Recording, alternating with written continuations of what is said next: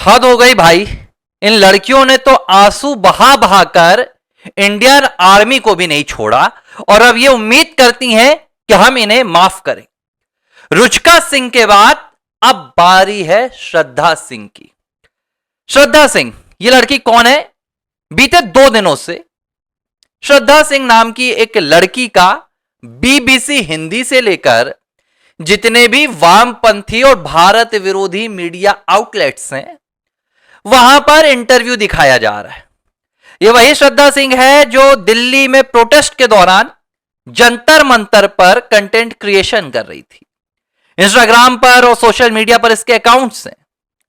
अब बीबीसी हिंदी में यह बड़े बड़े आंसू बहा रही है और बड़े बड़े आंसू बहाकर जो बात यह बोल रही है, पहले आप उस बात को सुनिए, फिर मैं इसकी हकीकत बताऊंगा। श्रद्धा सिंह का वीडियो आपने देखा होगा, नहीं देखा तो मैं बता रहा हूं। बीबीसी हिंदी पे आंसुओं के साथ ये कहती है कि दिल्ली के जंतर मंतर में लाखों की भीड़ थी। वहां पर हजारों की तादाद में लड़के थे, पूरे देश भर से आए थे, लेकिन मैं तब भी वहां सुरक्षित थी। किसी ने मेरे साथ कोई बदतमीजी नहीं की, किसी ने अपशब्द नहीं कहा और किसी ने किसी भी तरह का बैड टच नहीं किया। लेकिन अभी जब मैंने दिल्ली के प्रोटेस्ट के जंतर मंतर के कंटेंट्स मैंने सोशल मीडिया पर अपलोड किए तो मुझे जान से मारने की धमकियां मिली, मुझे रेप थ्रेट्स मिले। और यही नहीं, ये लड़की रो रो कर कह रही है कि लोगों ने इसका दाम सेट किया, लोगों ने रेट लिस्ट बनाई और कह रही कि किसी ने मुझसे 200 कहा, किसी ने मुझे 300 रुपए का कहा। इस तरह की बातों का इसने रो रो कर प्रदर्शन किया। और इसने यह भी एक बात बोली कि लोगों ने मुझे तो नहीं छोड़ा, मेरी मां को भी नहीं छोड़ा, जबकि मेरी मां का उस प्रोटेस्ट से कोई लेना देना नहीं था। वीडियोस मैंने बनाए तो गालियां लोगों ने मेरी मां को क्यों दी? अब जब श्रद्धा सिंह के ये वीडियोस अभी सोशल मीडिया पर आए तो बहुत लोगों की सिंपैथी जागने लगी। और देखिए, होता है, एक विक्टिम कार्ड होता है। खासतौर पर इस तरह की जो ये युवतियां हैं आजकल फेमिनिज्म के नाम पर विक्टिम कार्ड खेलना बहुत अच्छे तरीके से जानती हैं। जब इन्हें नंगाई करनी होती है तो तब इनका फेमिनिज्म कहीं मर गया होता है, लेकिन जब इन्हें कानून के डंडे से बचना होता है तो इनका फेमिनिज्म जिंदा हो जाता है। और यह बात मैं खुलकर कह रहा हूं भाई, मुझे घबराहट नहीं होती। मैं इनके ये धूर्त रूपी फेमिनिज्म से नहीं घबरता। अब हुआ क्या, ये पूरी श्रद्धा सिंह की वीडियोस आ रही, लोग सिंपैथी दे रहे हैं। इनके जैसे लोग कह रहे हैं कि श्रद्धा सिंह को सिर्फ इसलिए ट्रोल कर दिया गया क्योंकि उन्होंने कंटेंट क्रिएशन किया, उन्होंने सरकार के विरोध में चल रहे प्रदर्शन में जाकर अपनी हिस्सेदारी निभाई। लेकिन हकीकत यह नहीं है दोस्तों। हकीकत जो मैं आपको बताऊंगा ना, तो श्रद्धा सिंह जैसी तमाम लड़कियों को लेकर आपके मन में नफरत अगर नहीं आई तो आपकी राष्ट्रीयता पर संदेह होना स्वाभाविक हो जाएगा। और मैं नफरत फैला रहा हूं, मैं खुलकर कह रहा हूं, मैं नफरत फैला रहा हूं।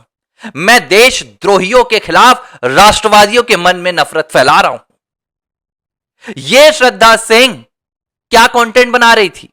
ये जो हमारे सैनिक हैं, हमारी जो पुलिस की फोर्स थी, हमारे जो आरएएफ के जवान थे, जो दिल्ली में लात घूसे डंडा पत्थर क्या क्या नहीं खाकर इन छात्रों की सुरक्षा में लगे हुए थे। और सिर्फ छात्रों की सुरक्षा नहीं, पूरे देश में कहीं कुछ हो जाए आरएएफ के जवान पहुंचते हैं।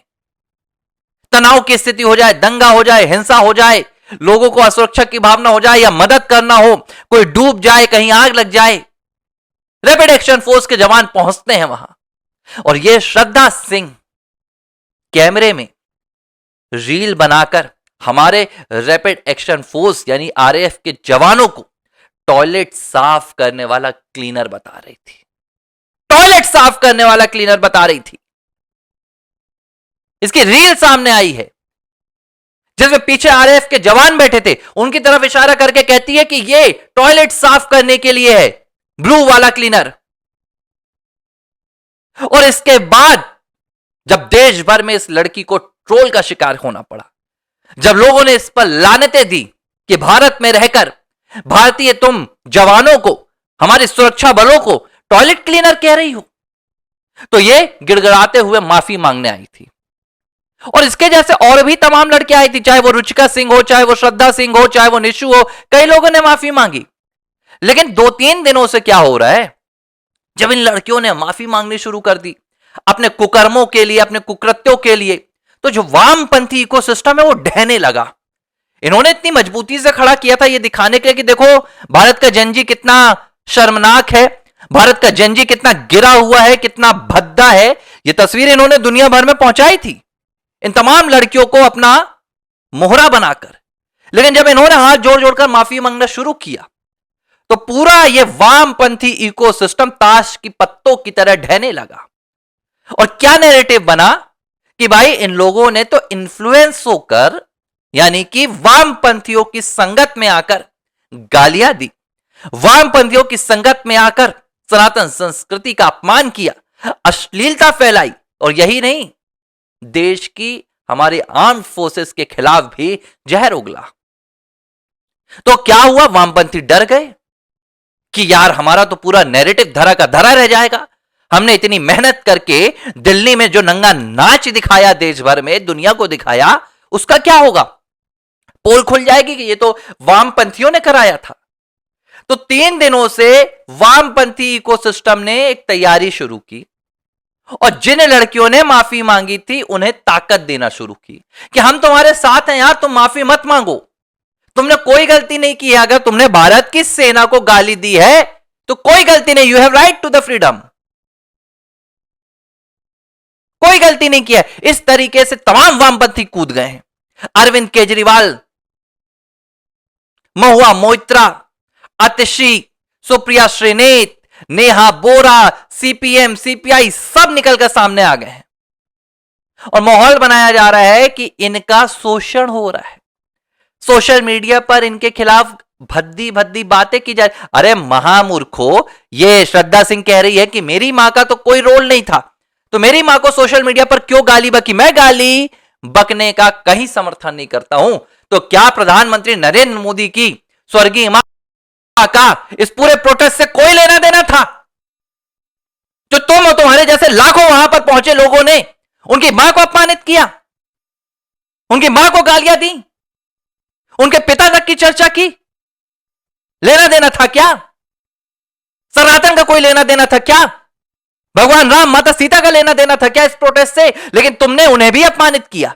लेकिन अब जब तुम्हें डंडा पड़ रहा है समाज का, तो तुम आंसू बहा बहा कर अब विक्टिम कार्ड खेल रहे हो, अपने आप को पीड़ित दिखा रहे हो और इस समाज की सिंपैथी बटोरने की कोशिश कर रहे हो। लेकिन एक बात तय है, जो नंगा नाच इन तमाम लड़कियों ने, लड़कों ने जंतर मंतर पर मचाया है, उस नंगे नाच के लिए अब ये कितने भी आंसू बहा ले, समाज इन्हें स्वीकार नहीं करेगा।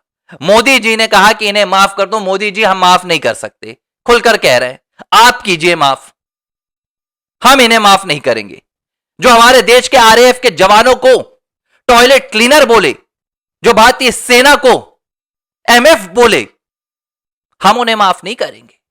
आपको महानता के शिखर पर पहुंचना है, आपको बधाई, लेकिन हम अपने देश की आर्म फोर्सेस के लिए इस तरह के शब्दों को कतई नहीं सुन सकते और ऐसा बोलने वालों को कतई सम्मान नहीं देंगे।